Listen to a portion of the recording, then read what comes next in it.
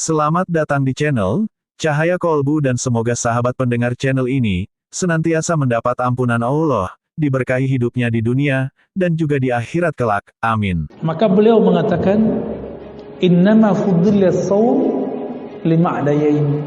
Puasa itu Allah tinggikan, Allah utamakan karena dua hal. Pertama, sirrun wa amalun batinun. Puasa itu amal sir, amal yang rahasia. Orang nggak tahu kalau nggak dikasih tahu. Wa amalun batinun, itu amal batin. Maka orang-orang yang ingin mengolah batinnya, dia harus puasa. Kenapa orang Islam hari ini kurang tajam, kurang peka kolbunya? Karena jarang puasa. Firasatnya nggak bisa ditangkap. Kita dapat firasat, tapi kita nggak ngeh. Ini bener nggak nih? Ya. Kenapa? Karena kurang puasa. Di luar sana ada orang nggak bersyariat, bahkan nggak beragama, tapi dia rajin tirakat puasa. Kadang lebih tajam daripada kiai. Pernah lihat? Pernah dengar? Itu bukan karena kenapa-kenapa, emang begitu. Dan itu pernah ditanyakan kepada Sayyidina Nabi Rasulullah SAW. Kenapa ada ahli kitab kok tajam firasatnya? Nabi mengatakan as-shaum, karena puasa. Saya akan menyampaikan Kitabus Shaum, bab puasa yang ada dalam kitab Mukhtasar Minhajul Qasidin karya Imam Ahmad bin Abdurrahman bin Qudamah al-Maqdisi yang wafat 689 ya. Apa kata beliau? I'lam anna fi shaum khasisatan laysat fi ghairihi. Puasa itu punya rahasia, yang rahasianya nggak ada pada sholat, nggak ada pada sedekah, nggak ada pada zikir, nggak ada dibaca Quran. Kenapa? Karena Allah mengatakan dalam hadis qudsi, as-shaumu li wa ana ajzi bih. Hadis sahih Bukhari Muslim. Puasa itu milikku. Nah, ini hampir setara kata beliau dengan ayat surah Al-Hajj ayat 26, wa tahhir baiti. Sucikanlah baitku, rumahku. Jadi Allah menyebut dan memuliakan Ka'bah dan mengatakan itu rumahku. Tapi Allah butuh rumah nggak, Pak? Maksud rumah di situ adalah rumah tempat menyembahku. Tapi rumah tempat menyembah Allah itu benda. Bener ya? Benda hidup atau benda mati? Benda mati. Benda mati itu dia menjadi bernilai ketika ada orang yang sholat di dalamnya. Tubuh ini dia punya riyadhah, punya amalan yang nggak bisa dilihat orang. Kalau saya sholat kelihatan nggak sama orang, baca Quran kedengeran sama orang, jalan ke masjid kelihatan sama orang. Kalau kita puasa nggak ngasih tahu orang bakal tahu nggak? Istri kita nggak bakal tahu, pasangan kita nggak akan tahu, tetangga kita nggak tahu, bahkan mungkin ya apapun makhluk di sekitar kita nggak akan tahu kita ini lagi puasa atau bukan. Sampai kita bilang, maaf aku lagi puasa gitu. Tapi Nabi mengajarkan jangan ngaku puasa dalam bab sembarangan. Ngaku puasa itu kalau diajak berantem sama orang. Insa bahu ahadun aw syatamahu falyakul inni shaim. Kalau ngaku puasa itu saat orang ngajak berantem. Diajak berantem sama orang, berarti puasa itu yang dimaksud Rasulullah bukan sekedar puasa lapar dan haus, ada puasa emosi. Baik. Maka beliau mengatakan innama fuddila shaum lima'dayain. Puasa itu Allah tinggikan, Allah utamakan karena dua hal. Pertama, sirrun wa amalun batinun. Puasa itu amal sir, amal yang rahasia. Orang nggak tahu kalau nggak dikasih tahu. Wa amalun batinun, itu amal batin. Maka orang-orang yang ingin mengolah batinnya, dia harus puasa. Kenapa orang Islam hari ini kurang tajam, kurang peka kolbunya? Karena jarang puasa. Firasatnya nggak bisa ditangkap. Kita dapat firasat, tapi kita nggak ngeh. Ini bener nggak nih? Ya. Kenapa? Karena kurang puasa. Di luar sana ada orang gak bersyariat, bahkan gak beragama, tapi dia rajin tirakat puasa. Kadang lebih tajam daripada kiai. Pernah lihat? Pernah dengar? Itu bukan karena kenapa-kenapa, emang begitu. Dan itu pernah ditanyakan kepada Sayyidina Nabi Rasulullah SAW. Kenapa ada ahli kitab kok tajam firasatnya? Nabi mengatakan as-saum, karena puasa. Jadi puasa ini amal dahsyat, ya, bisa menutupi kesalahan. Makanya Nabi Adam dulu sujud 40 hari 40 malam, nggak makan nggak minum. Ada yang kuat begitu nggak Pak? Tapi wajar, Nabi Adam tubuhnya tubuh surgawi, nggak makan nggak minum juga nggak masalah 40 hari. Kita 4 jam udah langsung bingung ya. Ini nggak tahu nih nasi apa nih hari ini nih. Kebuli lagi? Bukan ya, membuli kali Pak. Syukran. La yarahul khalqu wa la yadkhuluhu riya. Tidak ada makhluk yang melihatnya, sehingga riya tidak mempunyai tempat pada puasa. Kalau sholat masih bisa riya enggak? Masih Pak. Coba aja cek sendiri. Kalau rukuknya, sujudnya lebih lama di masjid, di rumah ngebut, itu ciri-ciri riya. Ciri-ciri riya harus dibenahin tuh. Tapi kalau sujudnya di rumah, sujudnya di sini sama panjangnya, insya Allah ini udah mulai stabil. Riyanya bisa dihalau. Riya ini kan perasaan dilihat orang. Perasaan dilihat orang beramal namanya riya. Kalau sombong, perasaan dilihat orang punya ilmu, punya harta. Nah, sombong orang punya harta itu nggak lebih parah. Yang parah itu orang kalau merasa punya ilmu. Ini gawat Pak. Kalau punya harta, sholat hilang rasanya. Tapi kalau orang punya ilmu, dia sujud pun kolbunya belum sujud. Kenapa? Karena dia merasa dirinya berilmu. Dia takbir, dirinya belum takbir, lidahnya udah takbir Allah yang maha besar. Tapi dalam dirinya dia masih mengatakan ilmuku lebih besar, lebih banyak daripada imam. Nah itu hati-hati tuh. Jadi beda riya sama sombong apa? Ini kita ulang-ulang Pak. Dulu awal ngaji di sini saya pernah jelasin itu.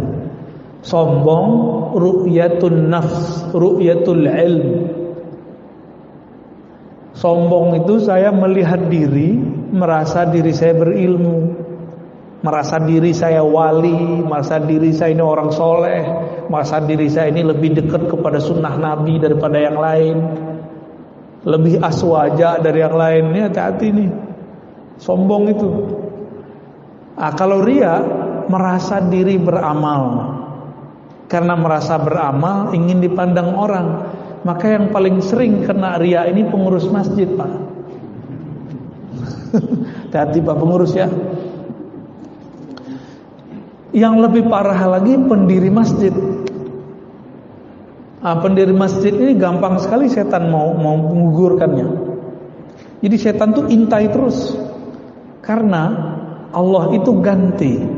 Orang yang bangun masjid Allah bangunkan nanti surga. Allah bangunkan surga. Maka setan tuh nunggu supaya surga-surga yang sudah kita bangun itu, istana-istana yang sudah kita dapatkan itu kita merobohkan kembali. Gimana caranya? Dia nunggu kita konflik. Bapak yang dulu bangun masjid ditunggu konflik dengan pengurus baru. Nanti kalau udah konflik, setan ngomong, kamu bilang dong, ini masjid kalau bukan karena kamu nggak jadi. Tunggu aja Pak, nanti setiap masjid orang akan ngomong begini. Benar nggak? Dan saya udah ketemu sering orang-orang yang cuma jasanya beberapa di masjid ngomong, kalau bukan karena saya masjid ini nggak jadi. Dia sudah punya istana di surga, langsung roboh. Roboh semua itu. Nauzubillah min dzalik. Maka pengurus masjid, pendiri masjid, tolong jangan ungkit-ungkit yang begini, ya. Puasa dulu deh, ya, latihan puasa. Yang kedua, annahu qahrun li'aduwillah. Sesungguhnya puasa itu bisa melemahkan musuh-musuh Allah. Qahrun ini kan secara bahasa artinya bisa memaksa, melawan, cuma bisa puasa. Jadi kalau ada orang nanya, Ustaz, ada gak zikir melemahkan syahwat? Gak ada, yang ada cuma puasa. Kok begitu? Jadi kalau antum nih baca Quran, khataman, zikir 1000-an, mata masih bisa jelalatan, Pak. Serius. Syahwat tambah menjadi-jadi. Karena zikir mazakar itu beda tipis saja, za sama zi. Serius. Maka kiai itu banyak istrinya, wajar, zikirnya kuat, yang satu lagi kuat juga. Obatnya cuma satu, saum, puasa. Ini PR kita semua, PR saya juga. Ya. Li'anna wasilatal aduwwi syahawat. Ya. Kenapa? Jadi perangkat senjata bom atau nuklirnya setan itu yang paling dahsyat itu namanya syahwat. Ya, syahwat ini keinginan rendah. Jadi kita ini nggak ada yang selamat, Pak.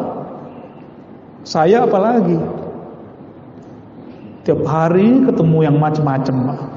Ya, mulai dari jamaah yang begini sampai begitu setiap hari. Godaan saya lebih kencang dari Bapak. Jangan dikira saya selamat. Enggak, saya enggak selamat. Kalau Allah enggak bantu saya enggak selamat. Maka mohon doanya, semoga saya selamat. Amin ya rabbal alamin. Dan kita juga doakan Bapak Ibu ya, semoga selamat juga. Ini berat persoalan ini. Dulu Barsisa lewat karena masalah ini. Ya. Barsisa lewat di Sahih Bukhari kan disebutkan itu persoalan ini.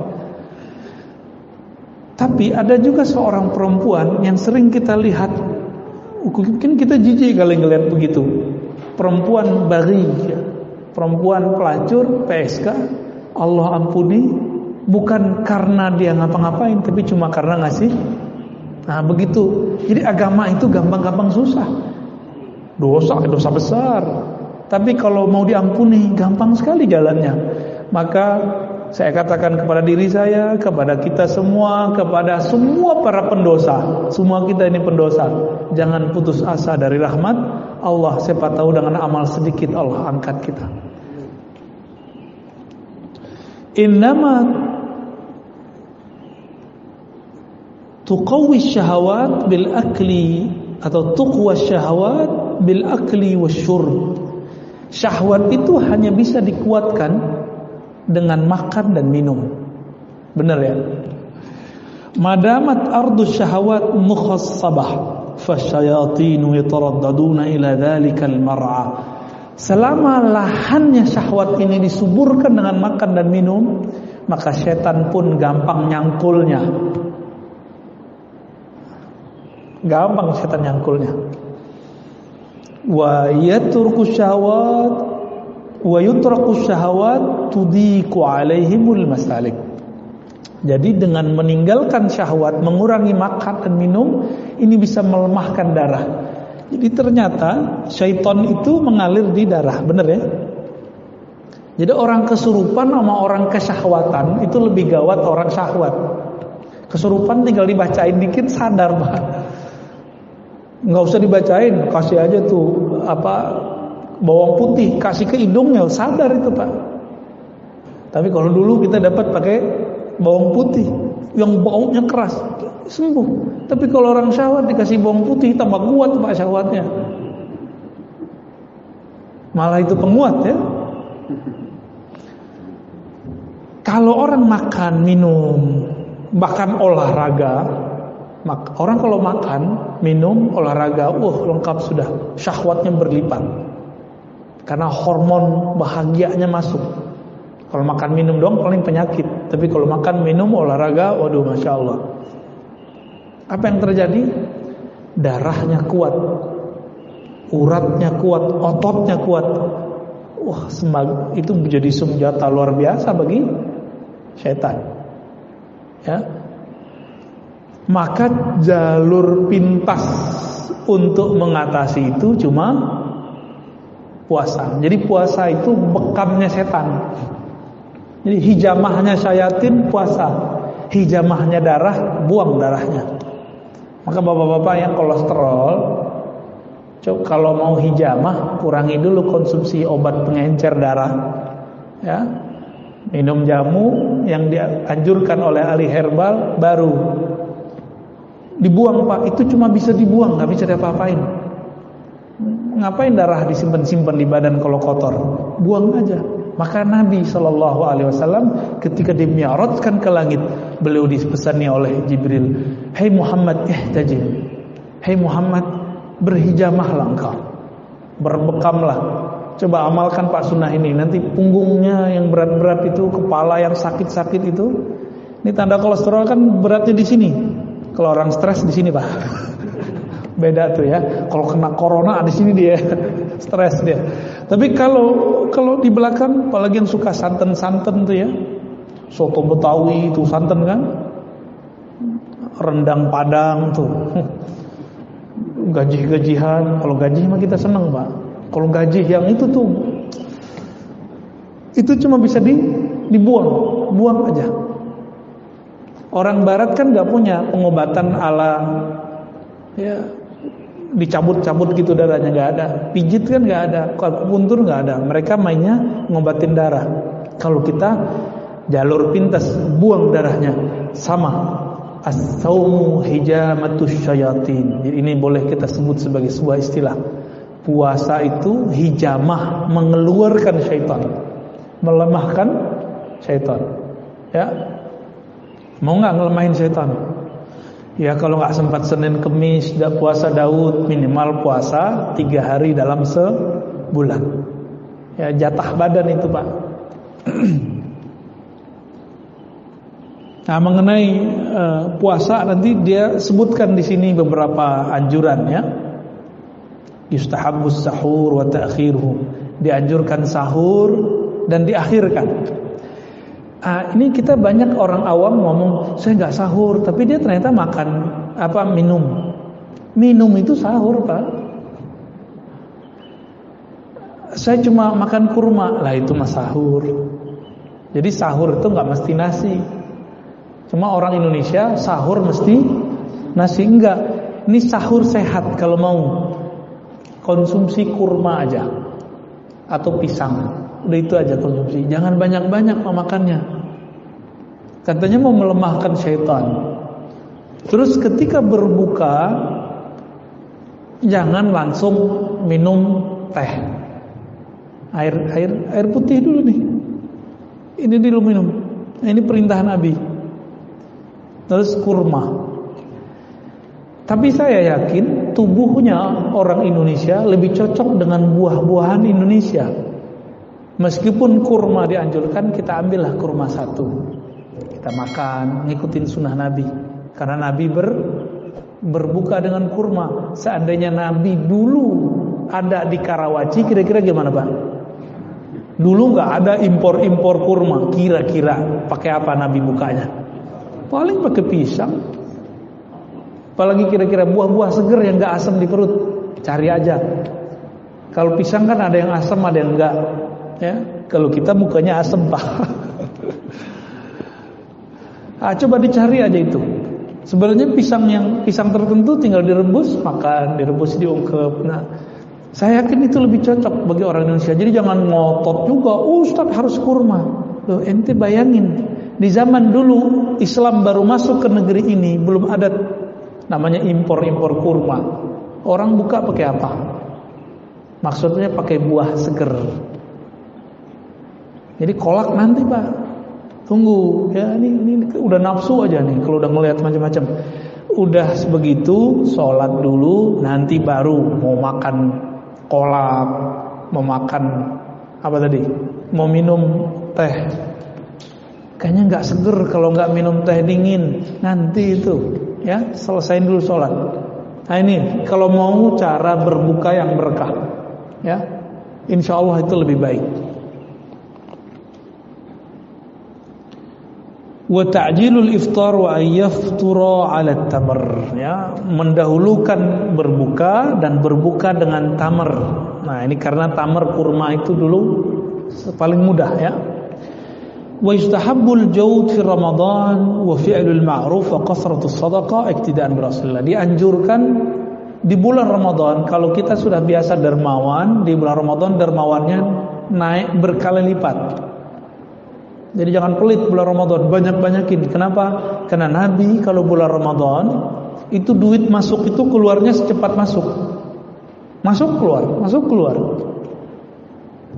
Wah, starter kita gimana? Nah, masih bilang gimana matematikanya, masih matematika insan, belum matematika ilahiyah. Ya. Wa yustahabbu dirasatul Quran wa al-i'tikaf fi Ramadan. Wal i'tikaf fi Ramadan. Dianjurkan dirasah. Dirasah di sini bisa artinya belajar Quran, bisa diartikan tilawatul Quran. Lalu i'tikaf di akhir, ya. Tapi saya menganjurkan amalan yang paling afdal itu bukan banyak khatam Quran, tapi kita membaca Quran, kalbu kita merasa terkoneksi, terhubung kepada yang menurunkan Al-Quran. Maka tips yang kami ajak kepada teman-teman kami yang mau khatam Quran, sebelum baca Quran zikir dulu, istighfar, ta'awuz, perbaharui syahadat, kalbunya disebut nama Allah. Ya Rahman, Ya Rahim, apa nama Allah yang kita kenal. Kira-kira sudah tenang, baru kita baca Al-Quran. Nanti pas baca Quran ada muncul sedikit saja di dalam hati rasa malal. Apa arti malal? Bosan.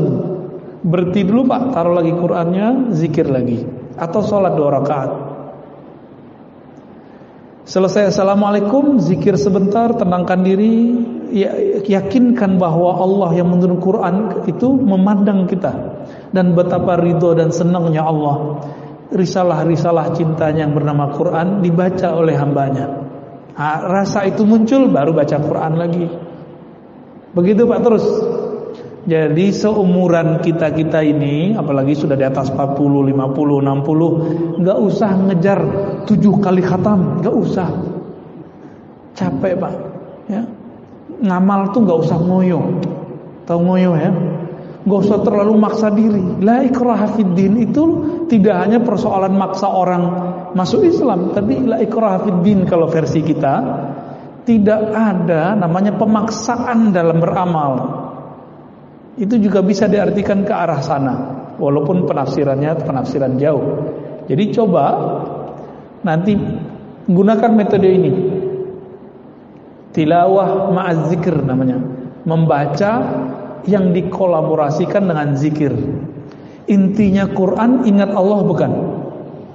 Lalu ada orang baca Quran gak ingat Allah, afdal gak baca Qurannya? Enggak.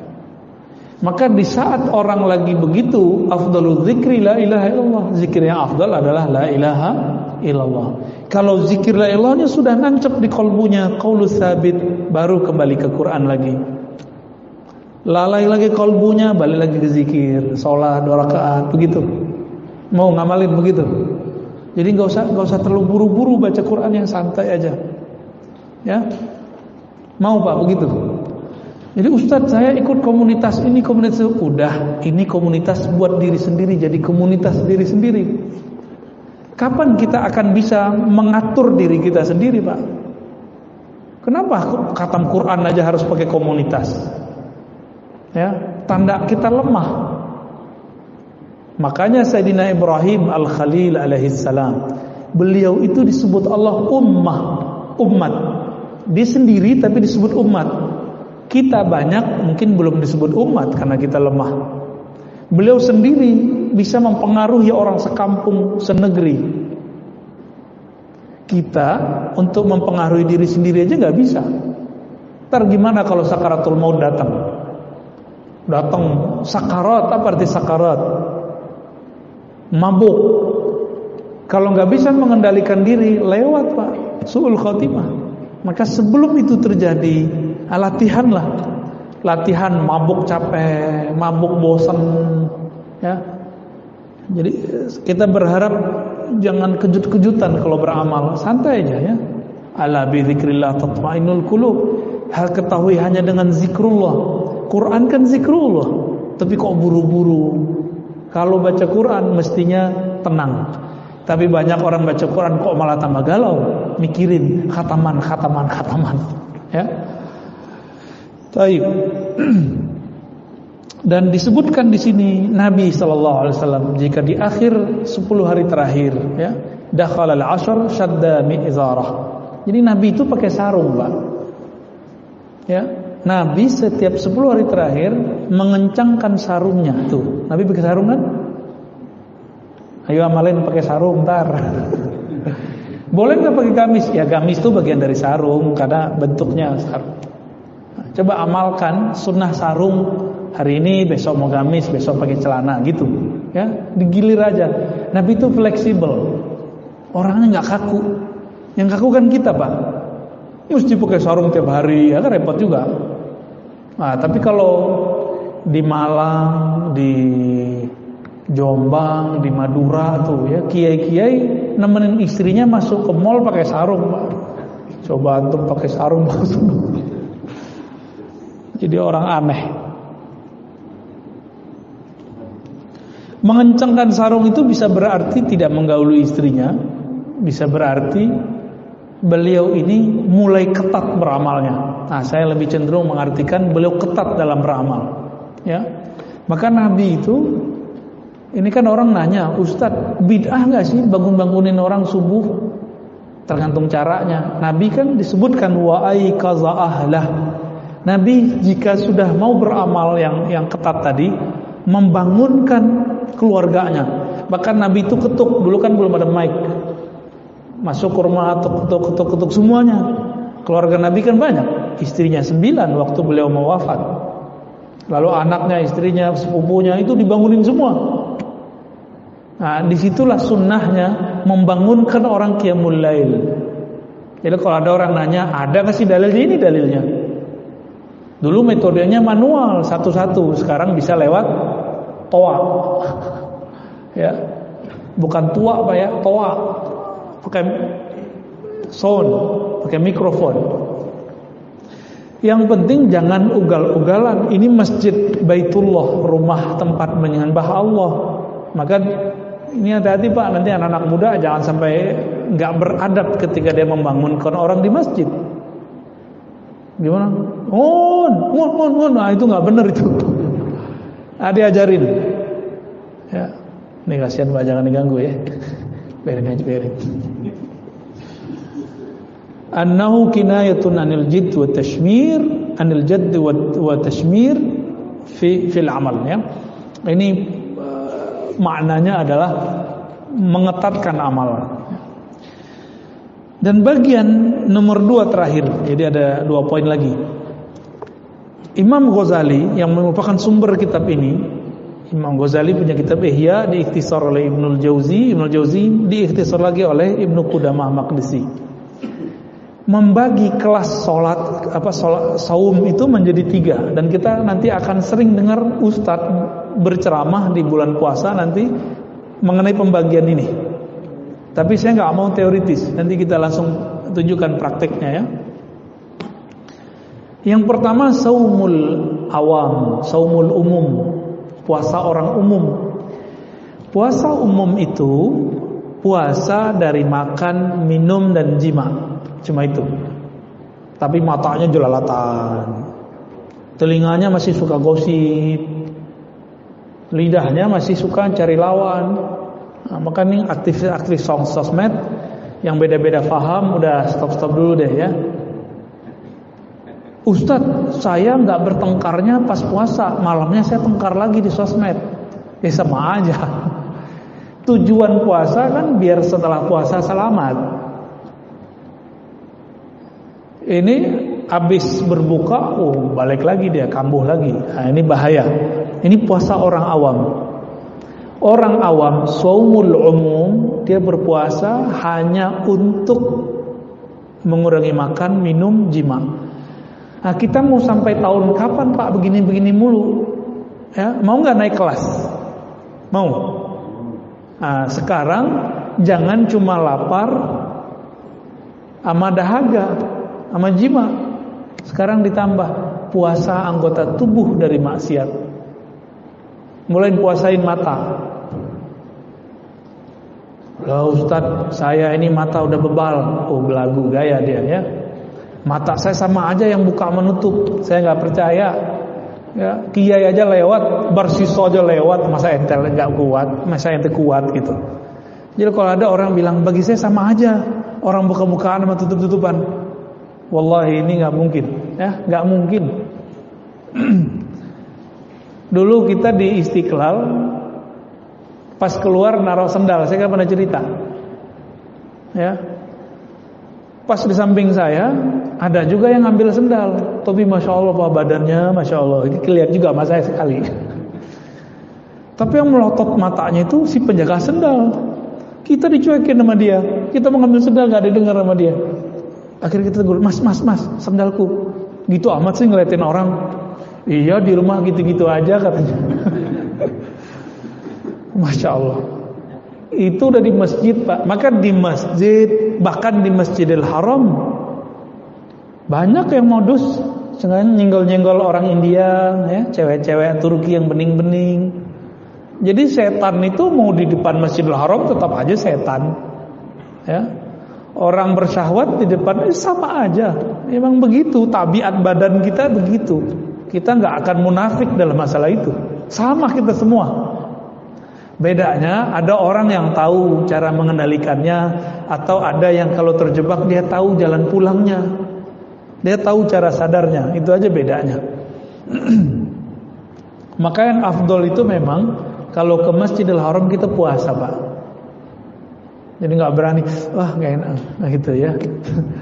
Sering istighfar jadinya. Nah ini namanya puasa khusus. Jadi puasa khusus ini, kalau khusus bahasa Arab artinya istimewa. Tadi puasa orang awam. Kalau sudah naik ke puasa yang istimewa, itu anggota tubuh ikut puasa. Itu dia bahagia itu Pak. Ya, Allah mandangnya sudah ridho. Itu puasa udah langsung diterima. Langsung diterima tuh. Ustadz gimana kalau sesekali kelewat juga? Kan kita bisa istighfar. Ah ini loh uniknya. Orang kalau belum sampai ke taraf ini, dia nggak tahu kalau tobat istighfar itu ada tingkatannya. Ada puasa dari dosa zahir, ada puasa dari dosa batin. Nah ini baru dosa zahir nih. Cobain Pak, ya, berpuasa dari dosa yang zahir. Mata yang jelalatan, mata yang memandang orang rendah, telinga yang mesti suka gosip. Bahkan untuk mendengarkan kajian-kajian perdebatan kurangi. Nanti jantung kita ngipas dia Pak. Bener nggak?